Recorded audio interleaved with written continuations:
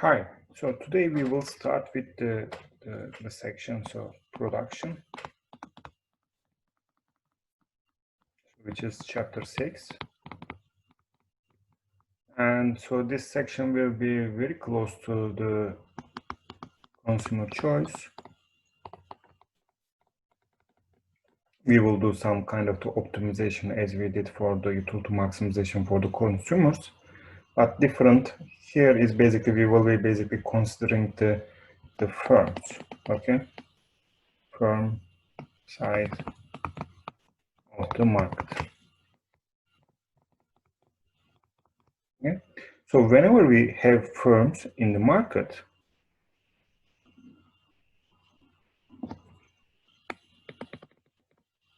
we have production. Okay. And for the production, basically, so we have some inputs here. And I will explain so what kind of inputs that we are focusing on. And we get the output.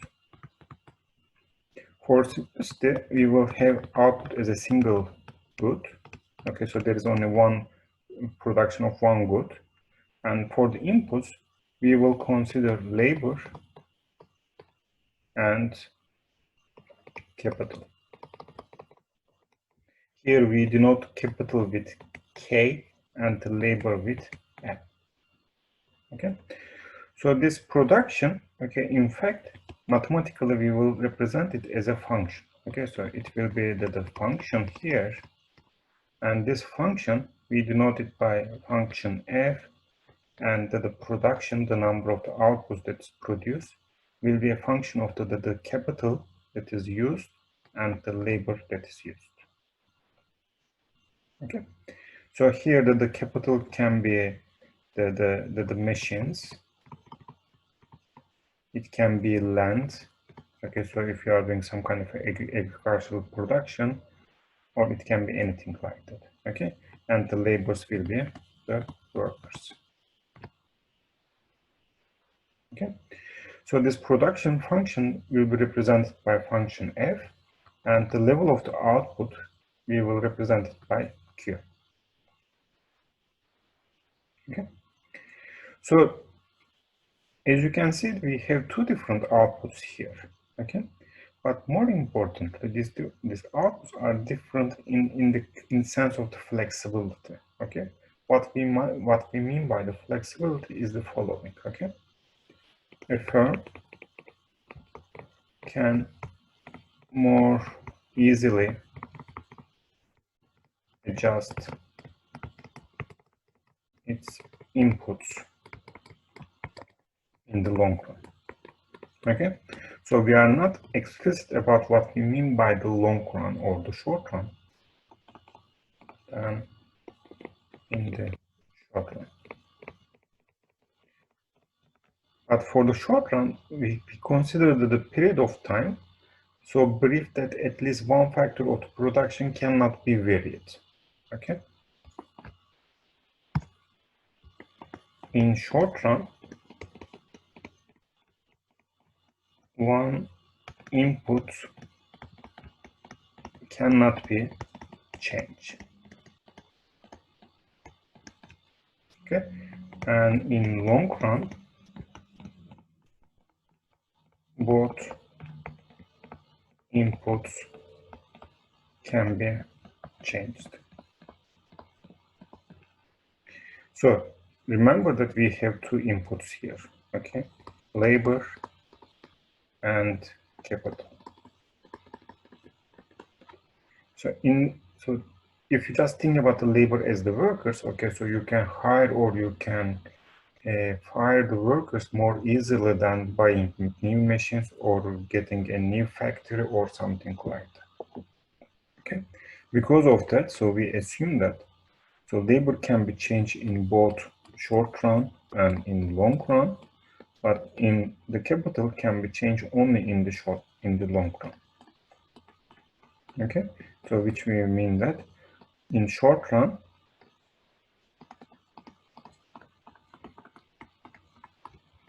it is fixed. Okay, we cannot change it. Now let's go more on the short-run production.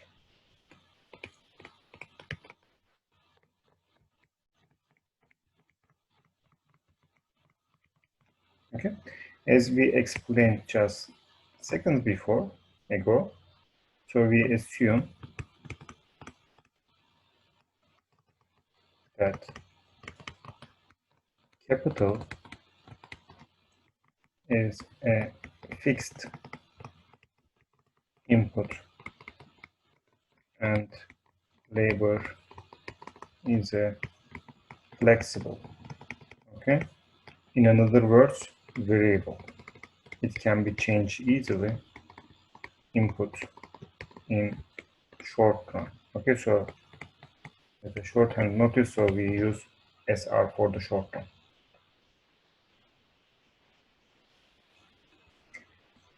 Since capital is fixed here, we call short run production function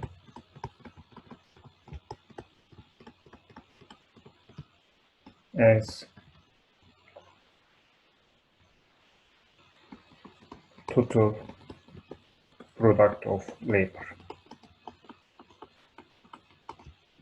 Okay, so in order to highlight that the capital level is fixed in the short run, we write the short run cost function, the short run production function as function of labor and capital, but we would like to highlight that the level of capital is fixed. Okay, and we write it in bar capital. Here, this is some number, okay, fixed number. Okay, so we can just change L in order to change Q. Okay, so K is never changed in the short run. So we define marginal product of labor as the additional output produced by an additional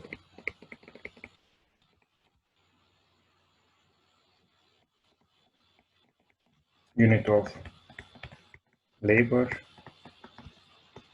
when everything else is fixed constant.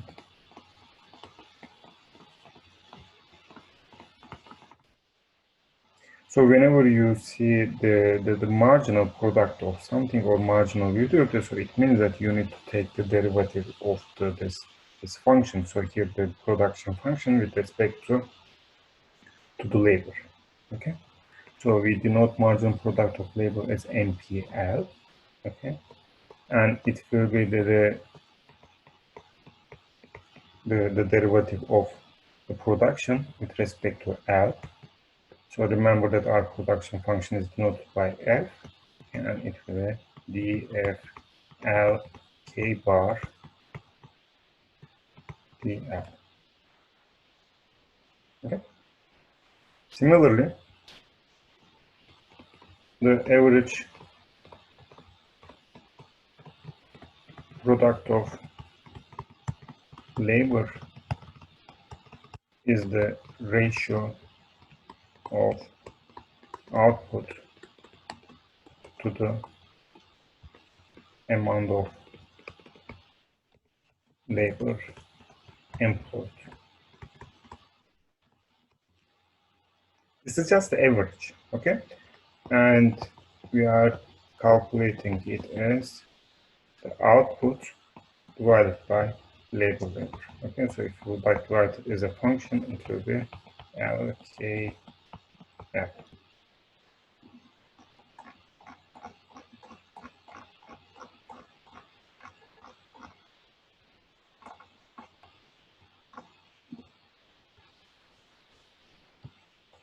So let's try to see this product of labor and the margin product of labor on a graph. Okay, so let me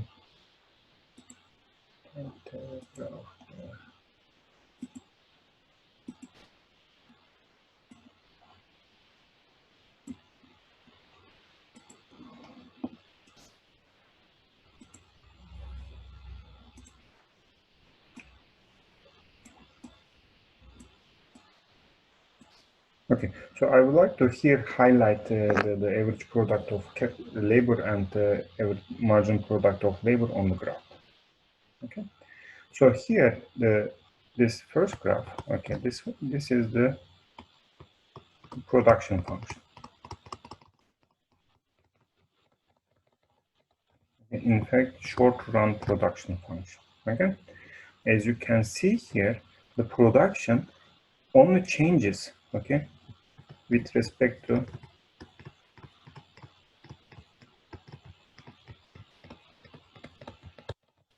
labor. Okay, so capital is fixed here. Capital is fixed. Okay, so here you will see some kind of a curved shape. Okay, for the production. Okay, from point origin to A. Okay, so there is one curve here. Okay, it's curved up, and from point A to point C, it is curved down. Okay, and after some level of labor, okay, so the level of labor will always increase the production, but if you employ many people, okay, so it will halt the production. Okay, it will have some kind of a negative effect. So we can see this point at point C. After that point, okay, so we see that the production is diminishing, okay, when we increase the number of the labor. Up until point A, it is increasing, okay.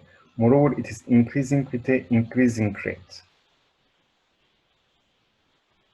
Okay? Then from point A to B, okay, so we are seeing some kind of a decline, okay, but the decline is not that much, okay, so it is still increasing, and it is still somewhat increasing with an increasing rate. But after point B, okay, so we are observing some kind of a increasing with a decreasing rate. Okay, so how we show it through the graph for the margin product of labor and the average product of labor. Okay, so what we need to do is basically let's start with the average product of labor here. So this is the average product of labor. So what we are doing is basically, so for the average product of labor, we are taking, okay, for example, so if you would like to find the average product of labor at point A, APL at point A, so it will be the quantity, okay, so this amount divided by the number of the labors. Okay, in fact, so what we have done here is basically, so if you just imagine there is a line, okay, from origin to point A, so we divided, okay, this part with this part. Okay, so in fact, APL is the slope of line connecting origin and point A. Okay, if you do the same thing, we can do the same thing for point B and point C. So which means that, okay, as you can see that the slope of this line, okay, we are getting a higher slope.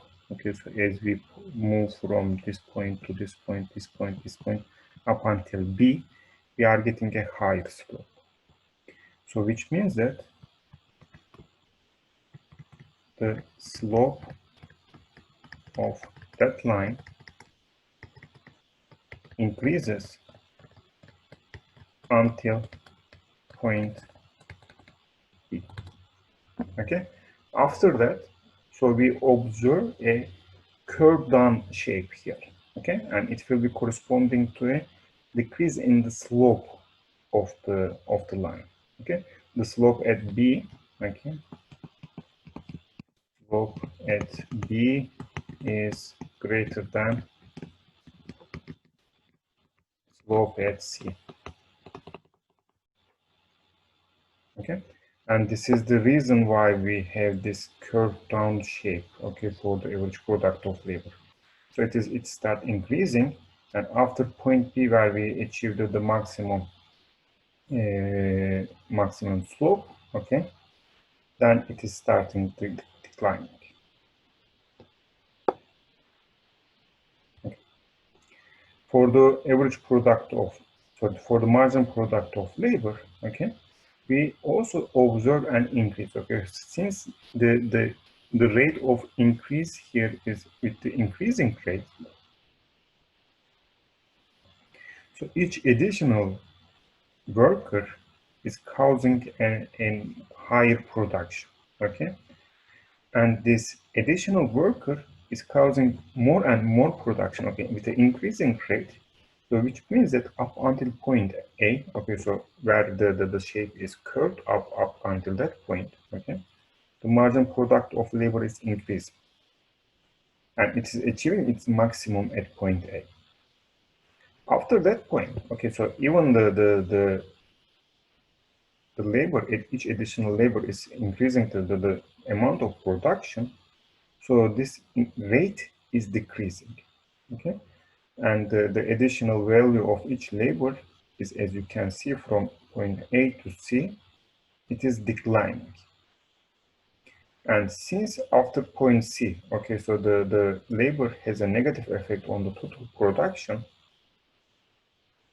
we see that, okay, so it is hitting the horizontal axis, okay, where the margin product of labor is 0, okay, so here margin product of labor is 0, then we have a negative margin product of labor.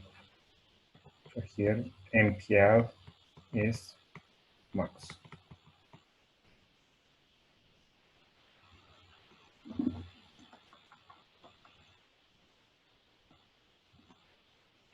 Okay, so let me summarize these two graphs here. APL and MPL both first rise and then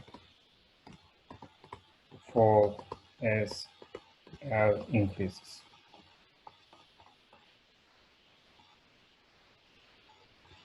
Okay, so here the initial increase is due to specialization activity.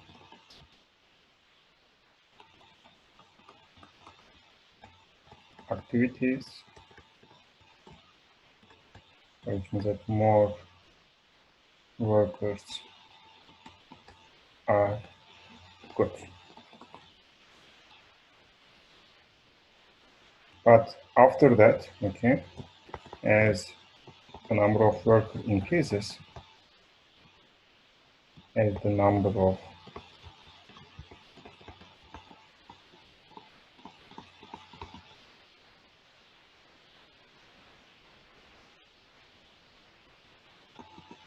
workers begin to get in each other's way, as they struggle with having a fixed capital stock.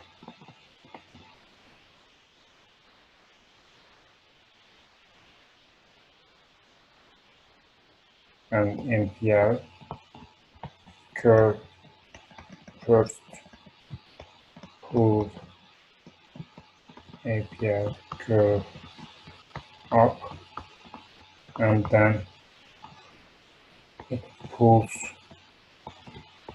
it down, does NPL and intersects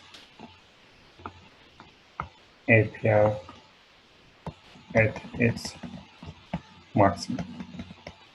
Okay, so here what we are saying is basically the margin product of labor curve and the average product of labor curve will intersect when APL is max.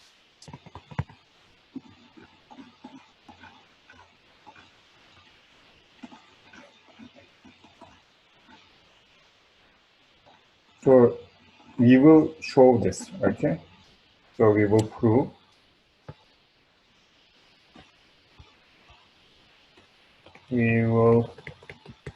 that APL and NPL intersects when APL achieves its maximum. Okay, and for this proof, okay, so we will be basically just using the definition of the APL and the margin product of labor. Okay. So let's remember what is APL. APL is FL K bar divided by L. Okay, so let me write it as follows: FL K bar times L to minus 1. Okay, so as you can see here, okay, the shape of the APL is curved down. Okay, so let me draw it here.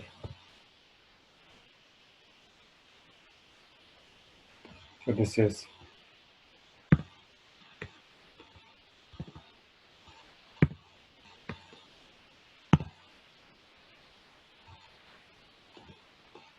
APL. Okay, and whenever the maximum is achieved at this peak, okay,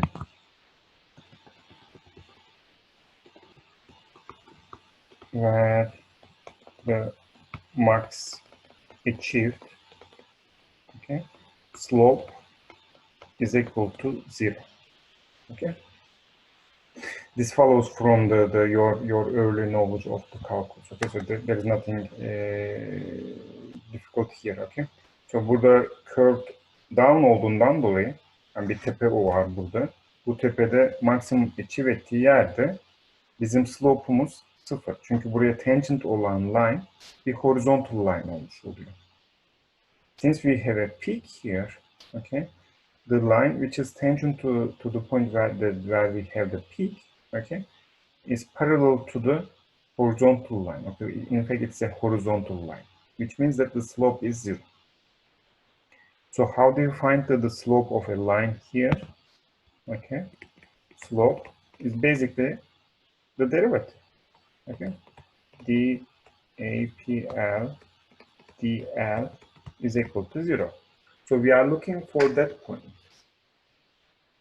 Okay, so which means that we will take the derivative of this term, okay, and we will equalize it to 0. So let's do that. So since this is a product, okay, so the rule of the product is basically we take the derivative of the first term, then multiply it by the second term, then plus the derivative of the second term multiplied by the first term. So let's do that.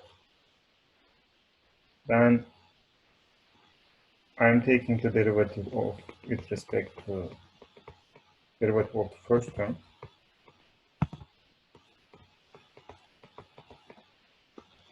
With respect to L, and I multiply it with the second term, plus I am taking the derivative of the second term, which will be minus 1 times L to the minus 2 times, and I'm multiplying with the second term.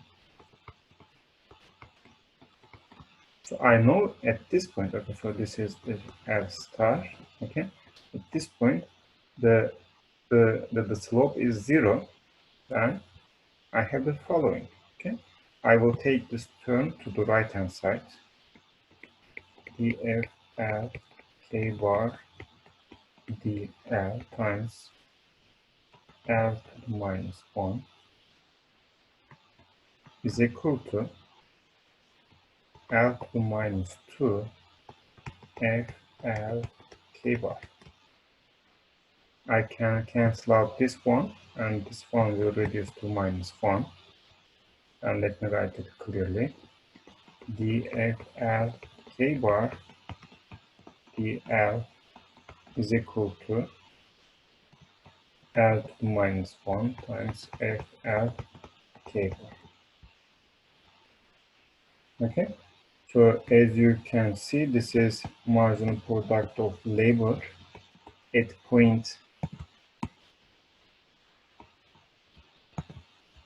L star. Okay, so where this maximum of the average product of labor is achieved, and the right hand side is in fact average product of labor where we computed for L star.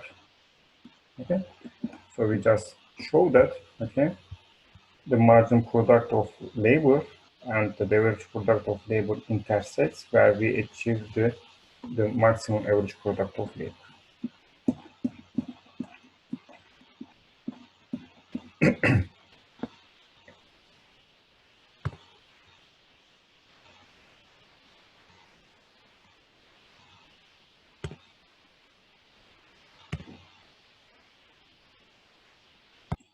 So this is all about the short run, okay? And for the long run, so let's start for the long run.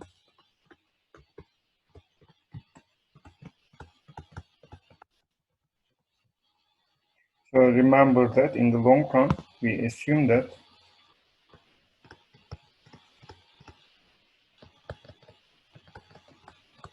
both labor and capital are variable, flexible inputs. Okay, so which means that so we can represent the long-term production function so where we don't fix any inputs. Okay, so here no input is fixed. So the freedom to vary both inputs provides firms with many choices of how to produce. So remember, in the short run, the firm can only change the labor. But here, in order to produce some amount of output, so we can play with different levels of the labor and the capital.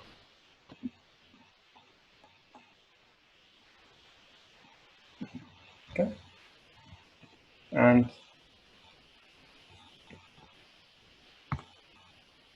we can show how much production can be done with different combinations of inputs on graph. Okay, so this will be something very similar to the indifference curves. Okay, very similar to indifference curves. At production, so we call these curves as the isoquants. Okay, and at production isoquant, graphically summarizes the efficient combinations of inputs, okay, so which are labor and capital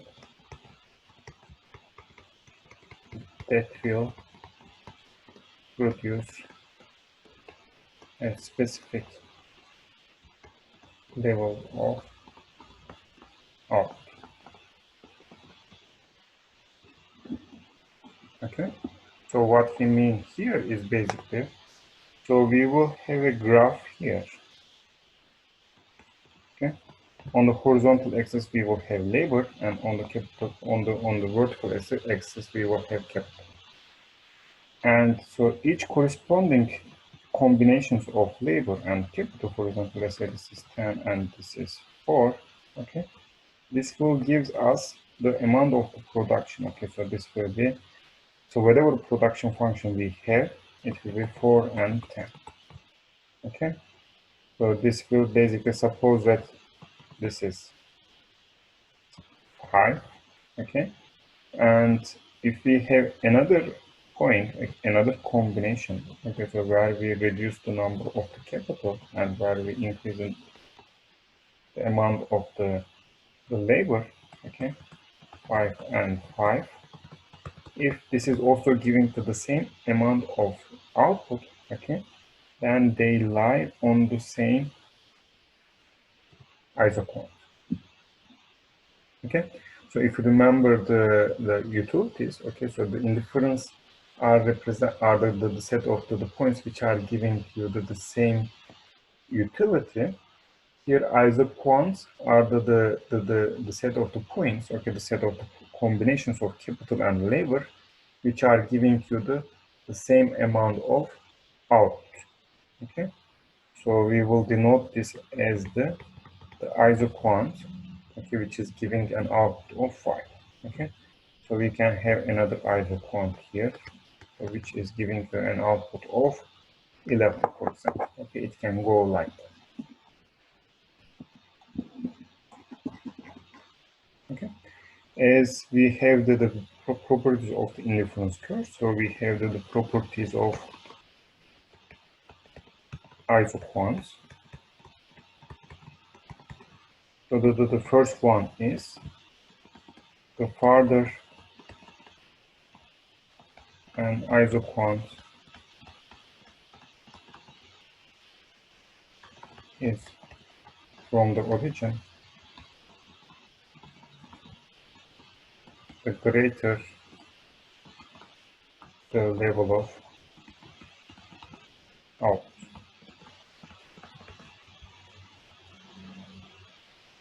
The second one, okay, so this is exactly the same as in the infinite curves. Okay, so as we move in this direction, output increases.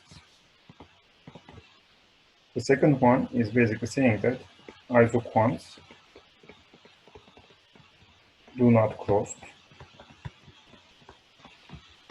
So if we have this isoquant one, this one, and this one, this cannot cross each other. Okay, so this is not possible. The third one is saying that isoquants are downward sloping.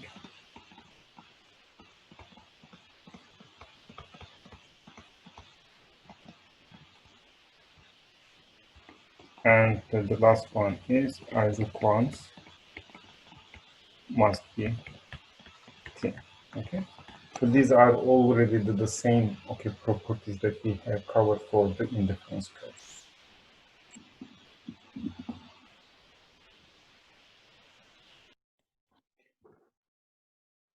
So these four are the properties of the isoquants. Next, we will continue with the types of the isoquants. So as we have done in the indifference curve, so we will be basically going over 4 different types of isoquants. So types of isoquants. There are 3 types that we will be covering in this class. The first one is perfect substitutes.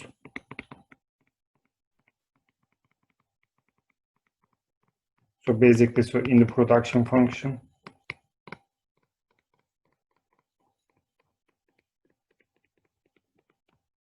we would like to substitute these two inputs so that the production function for that can be given as L K is equal to some constant times L plus some constant times K. Okay, so this is not different from the perfect substitutes for the indifference curves. And as an example, basically, so we can add the following graph here.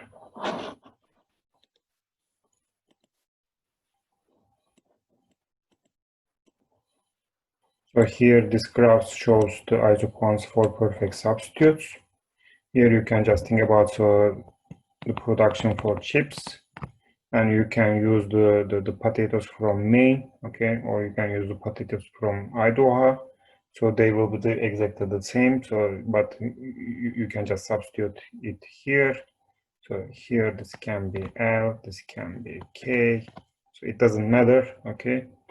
Or you can just think this is labor and this is capital. Okay, it doesn't matter. And here basically, so just to remind, okay, so any point on this line, okay, gives an output level of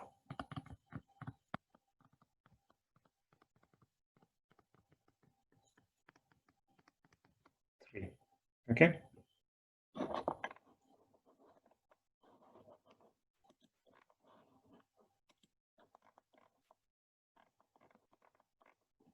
The second type of the isoquants is the fixed proportions.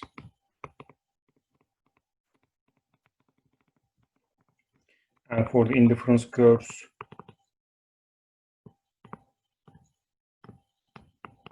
so this corresponds to the perfect complements. But in order to produce some good, so then you need to have a perfect, so a fixed amount of each good, and then the production function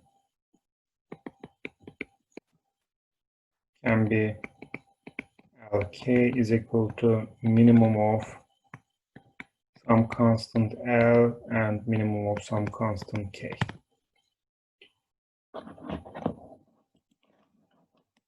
And we can show them on graph as follows.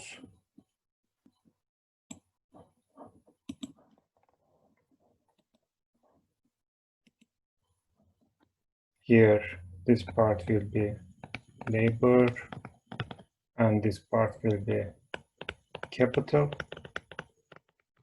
And as before, so any point on this isoquant is giving output level of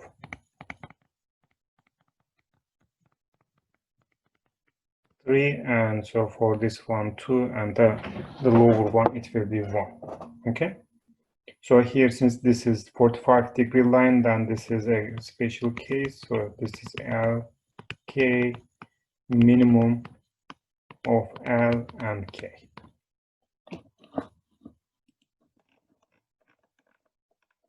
Okay, and the last one is the smooth isoquants.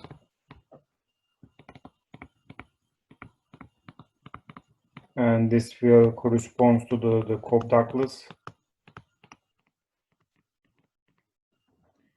functions.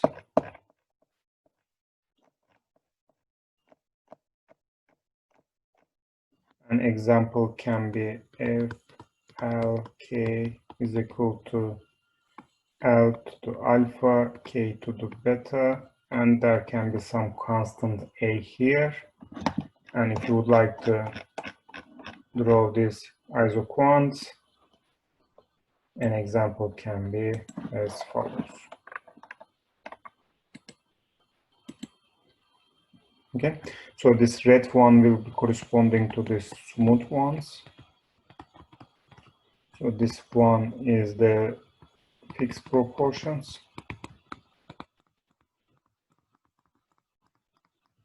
and this linear line will be perfect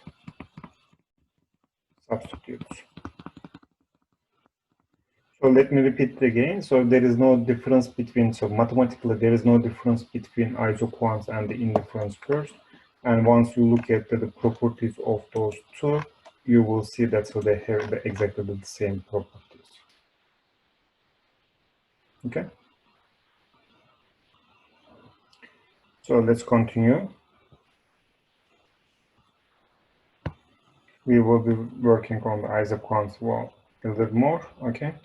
So the slope of an isoquant shows the ability of a firm to replace one input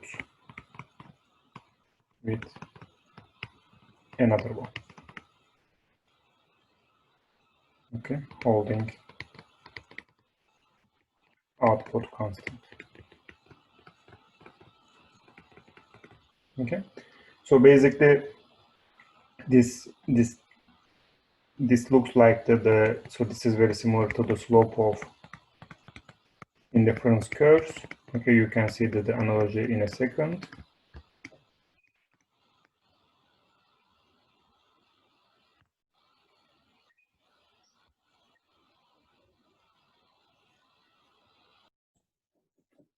So the slope of an isoquant shows the ability of a firm to replace one input with another one. Okay, so this should remind you that the slope of the indifference curve. Then marginal rate of technical substitution. Okay, marginal rate of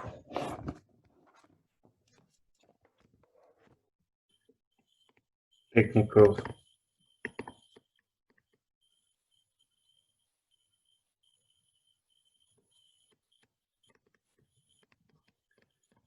substitution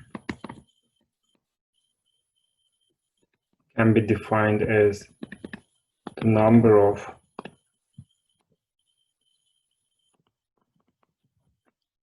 extra units of one input needed to replace one unit of another input that enables a firm to keep the amount of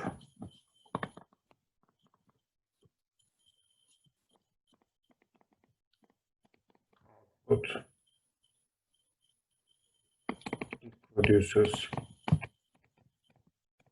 constant. Okay, so basically, so this will be corresponding to marginal rate of substitution for the indifference curves.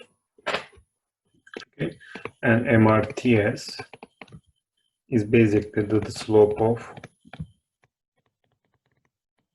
isoquant at a single point.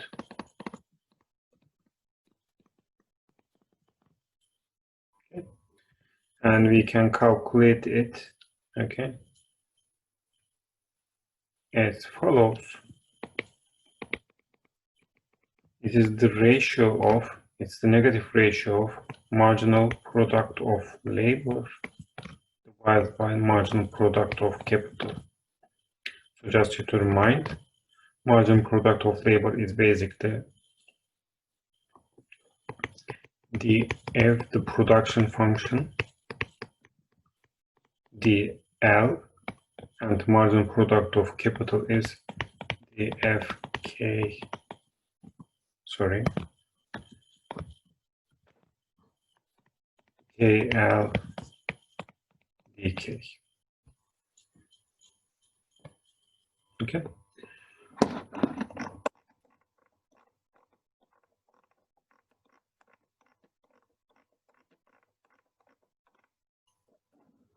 So let me show that on a graph.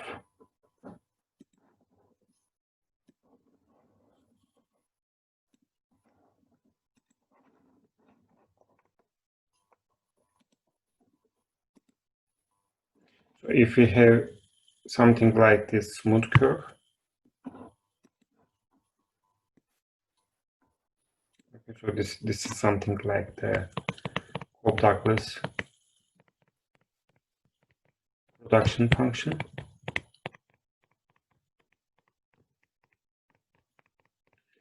And at each these points, okay, points C, D, and E, so we are looking for the slope of the isoquant, okay, and looking to the slope of the isoquant is basically looking at the slope of the tangent line, okay, which is just passing through that point, okay, just touching to that point.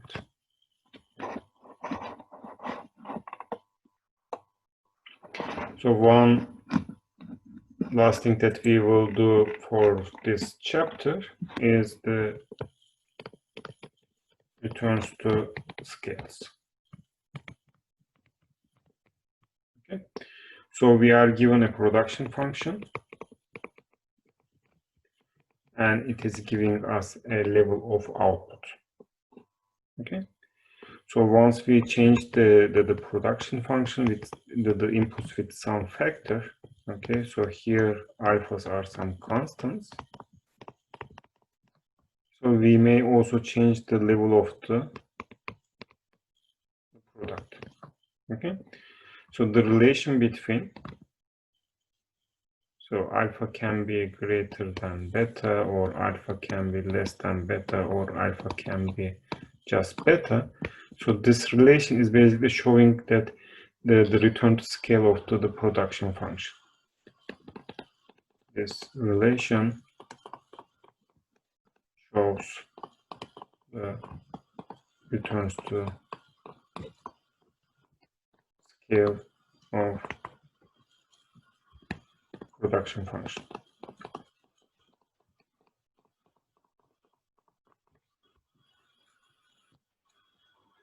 So we said that the production function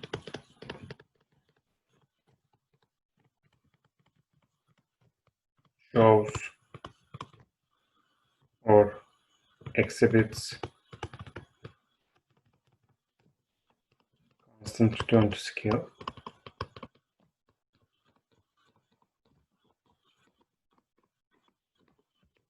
if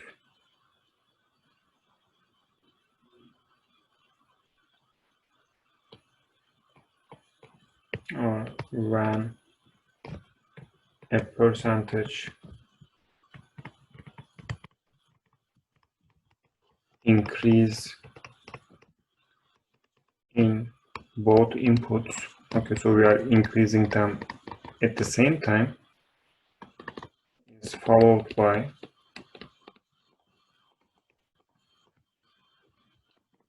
the same percentage increase in output. Okay, so for example, so this increase can be doubling the inputs, okay, so you can increase the amount of the inputs by twice, okay, then you need to see an output increase by the same percentage here. For example, if production function is exhibiting constant return to scale, and if you increase the amount of labor, so amount of capital and amount of labor by 2, then the amount of the output should also increase by 2. So which will be 2 times f of KL.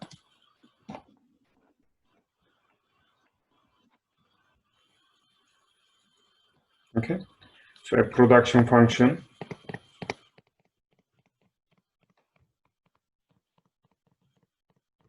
exhibits increasing returns to scale when a percentage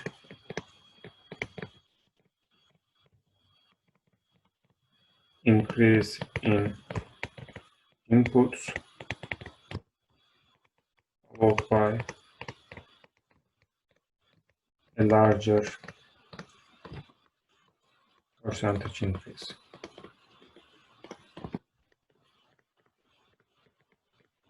Which means that, so if we double the inputs here, so we expect to have the output to be more than the double of the initial output level.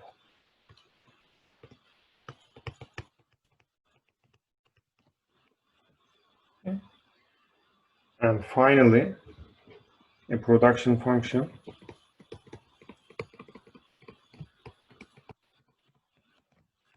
exhibits decreasing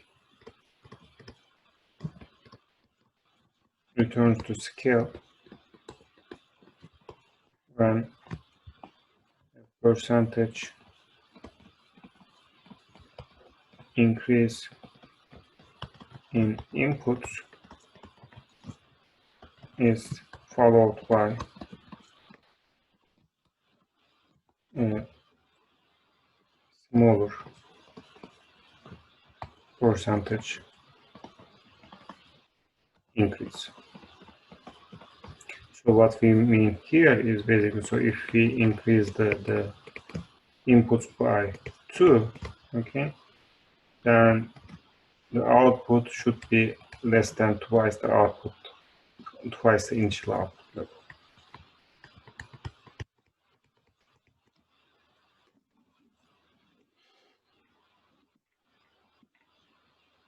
So if we have a production function is Cobb-Douglas, okay,